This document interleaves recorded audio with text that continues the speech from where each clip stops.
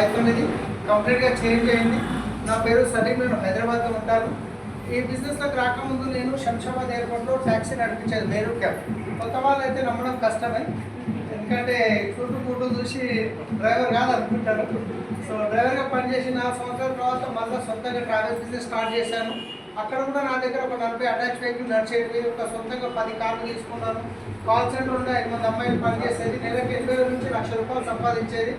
మంచిగా నడుస్తున్న టైంలో హైదరాబాద్లో ఓలా క్యాబ్ అనేది రావడం వల్ల బిజినెస్ కంప్లీట్గా కొలాప్స్ అయిపోయింది. చిన్న ట్రావెల్స్ బంద్ అయిపోయినాయి.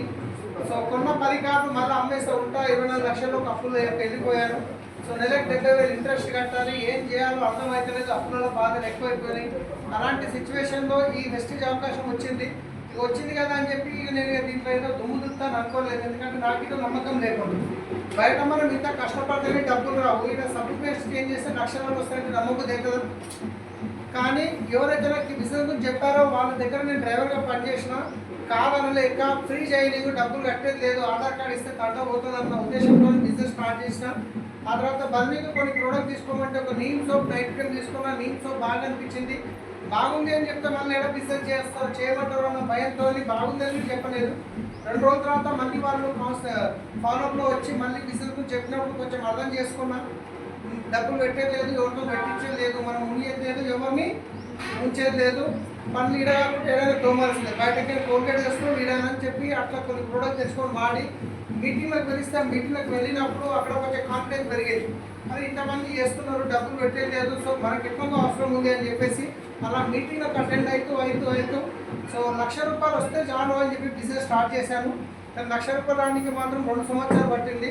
కానీ ఆ 1,00,000 2 లక్షలు కానికే టైం పట్టలేదు, 2 లక్షలు 4 లక్షలు కానికే టైం పట్టలేదు. సో నా హైయెస్ట్ ఇన్కమ్ 13,30,000 రూపాయలు నెలకి. ట్రావెల్ బంద్ అయినప్పుడు తినడానికి తిండి లేని పరిస్థితి, పార్లేజీ బిస్కెట్ తీసుకొని ఫీల్డ్ వరకు పోయినప్పుడు వెస్ట్ స్టార్ట్ చేసినప్పుడు అన్ని కష్టాలు ఉండేటివి. కానీ ఈరోజు మాత్రం ఫైనాన్షియల్గా ఫుల్ సెట్ అయిపోయాను. హఫీజ్పేటలో 72 గజాలు ఇంట్లో అమ్ముకొని వచ్చాను. ఆ రోజు ఒక వీడియో తీసాను, మీరు చూస్తుంటారు వీడియో.